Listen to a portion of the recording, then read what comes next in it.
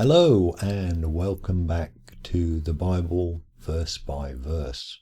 Genesis chapter 39. And after our brief interlude, during which the Bible God Yahweh again proved that he could, in one breath, kill people for the most trivial of reasons, and in the next greatly reward those who had committed far greater transgressions, we return to the story of Joseph, a story we all know, or at least think we do. Joseph's story takes place in Egypt. It is very much an Egyptian story. Like all good stories, all soap operas and all Bible stories, Joseph's story is one of threatening peril, followed by jeopardy, followed by rescue, only for further peril to be revealed, rinsed and repeated, until the message is hammered home that the not-so-good Lord giveth, and, more often, taketh away. The consensus amongst academics, secular and religious, is that the current form of the story dates to the 5th century at the earliest, i.e. during the post-exilic period when a truncated Judah had become the Persian province of Yehud. It is also widely accepted that the story, in its original biblical form, was intended to justify the Joseph tribe's dominance over the other tribes. Later, chapters 38, covered in the previous video, and chapter 49 were added to justify Judah as the successor to Jacob. And finally the text was tweaked to allow it to flow as a connector between the stories of Jacob and Moses. Or we could all agree, as many literalists do, that the whole thing was written down inerrantly by Moses. You might want to consider the plausibility of that claim when you read the complex interpersonal dialogue and private thoughts of the individuals in the story. How could anyone have recorded all aspects of this story accurately? The Joseph story is all about dreams. Of course, dreams have forever fascinated us.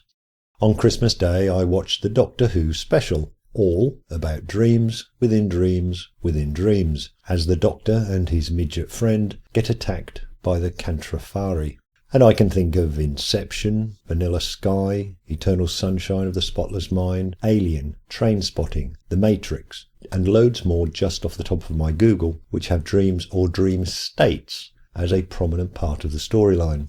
Once upon a time, our less educated ancestors believed that dreams held prophetic powers. Okay, maybe not just once upon a time. Some woo merchants still make a living off this nonsense.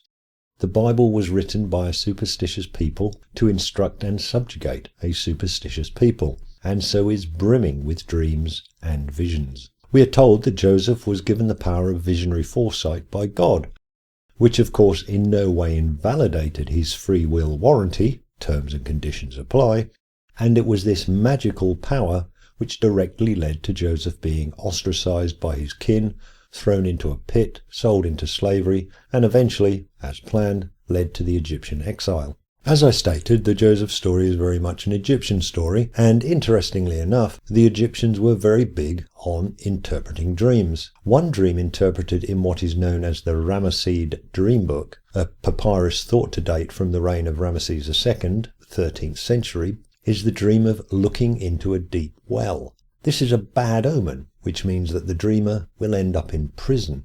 If we consider that Joseph is introduced to us as a dreamer, and that his first trial is to be thrown into a deep pit, or well, it is easy to imagine that an audience educated in all things Egyptian might pick up on the allusion, either immediately or later when Joseph does indeed find himself in prison. Back to chapter 39, and Joseph is bought by Potiphar, an officer of Pharaoh and captain of the guard. The Hebrew word soris, here translated in the King James as officer, comes from a root word meaning to castrate. Potiphar was most likely a eunuch. This was common policy among many ancient and not so ancient civilizations. Having eunuchs in your inner circle was seen as prudent, when every Tom, Dickless and Harry seemed intent on usurping the throne and initiating their own royal dynasty. No family jewels means no familial dynasty, though I suspect they were optimistic if they thought this would reduce the intrigue and plotting, especially as it was not uncommon for eunuchs to marry and adopt children. Back to the good book. And the Lord was with Joseph, and he was a prosperous man, and he was in the house of his master the Egyptian. And his master saw that the Lord was with him, and that the Lord made all that he did to prosper in his hand.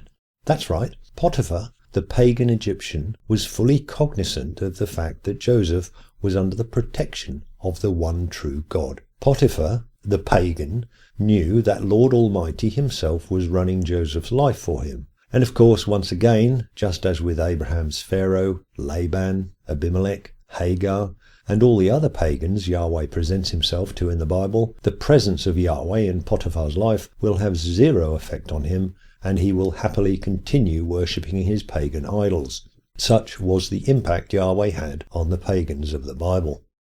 So Potiphar puts Joseph in charge of his house. This is a big deal. Joseph is now head man of one of Pharaoh's head men. And he left all that he had in Joseph's hand, and he knew not aught he had, save the bread which he did eat. And Joseph was a goodly person and well favoured. An innocent enough statement, but it is loaded with information for the audience intended to hear it. If we take a look at Proverbs 30 verse 20, we read, "Such is the way of an adulterous woman. She eateth and wipeth her mouth, and saith, I have done no wickedness." We can see here that to eat is a euphemism for to have sex. Verse 6 is a double entendre. Joseph is in charge of all Potiphar's house except his wife. As I said, wives and adopted children were common for eunuchs, though this might explain why Potiphar's nameless wife has an itch that needs scratching. And it came to pass after these things that his master's wife cast her eyes upon Joseph, and she said, Lie with me. But he refused, and said unto his master's wife, Behold, my master wotteth not what is with me in the house, and he hath committed all that he hath to my hand. There is none greater in this house than I, neither hath he kept back anything from me but thee, because thou art his wife. And here in verse 9 the double entendre is revealed, if the audience missed it first time round. In verse 6 the storyteller says, And he left all that he had in Joseph's hand, and he knew not aught he had, save the bread which he did eat. Here in verse 9 Joseph says, Neither hath he kept back anything from me but thee, because thou art his wife. It's subtle as a 70s comedy show to the intended audience. Now, Potiphar's wife pesters Joseph day after day, but he holds resolute until finally we are given a tortuous description of her entrapment of Joseph.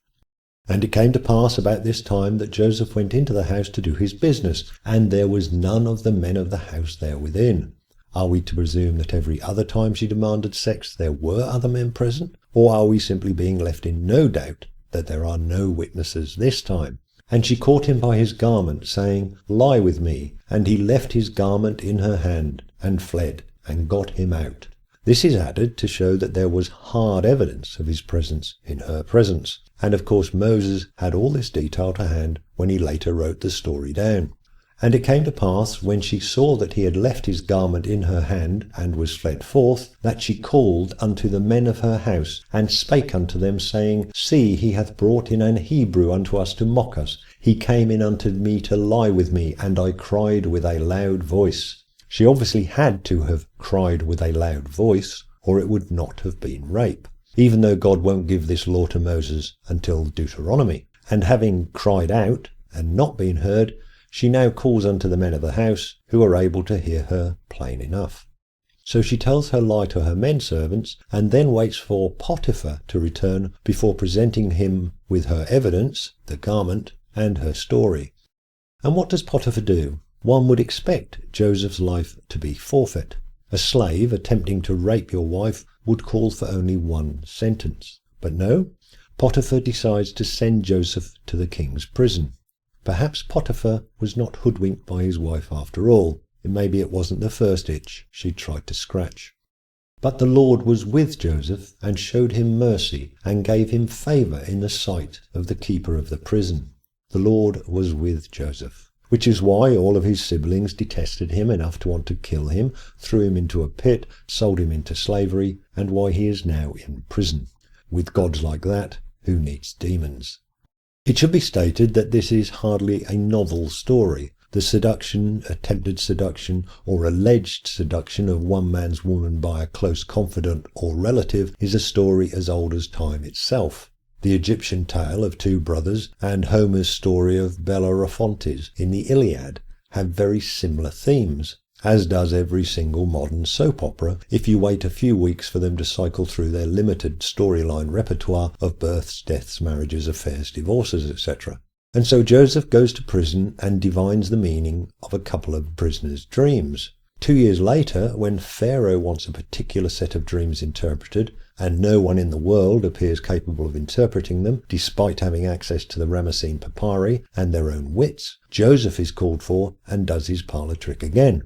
Pharaoh, a god on earth, and the son of Ra, the great sun god, is unperturbed that Joseph tells him Yahweh, the one God, will interpret his dreams. The contrariwise, in fact. The fact that Yahweh is looking after Joseph is cause enough for Pharaoh, the pagan god on earth, to immediately elevate Joseph to prime minister. Does that sound likely? Forget that all Joseph has done is prophesy, and it will be 7 years before Pharaoh knows if even the first part of the prophecy is true. Forget that Joseph has been imprisoned for a crime that anywhere in the land would be punishable by summary execution. And Pharaoh said unto Joseph, Forasmuch as God hath showed thee all this, there is none so discreet and wise as thou art. Thou shalt be over my house, and according unto thy word shall all my people be ruled. Only in the throne will I be greater than thou. And Pharaoh said unto Joseph, See, I have set thee over all the land of Egypt. I am Pharaoh, and without thee shall no man lift up his hand or foot in all the land of Egypt.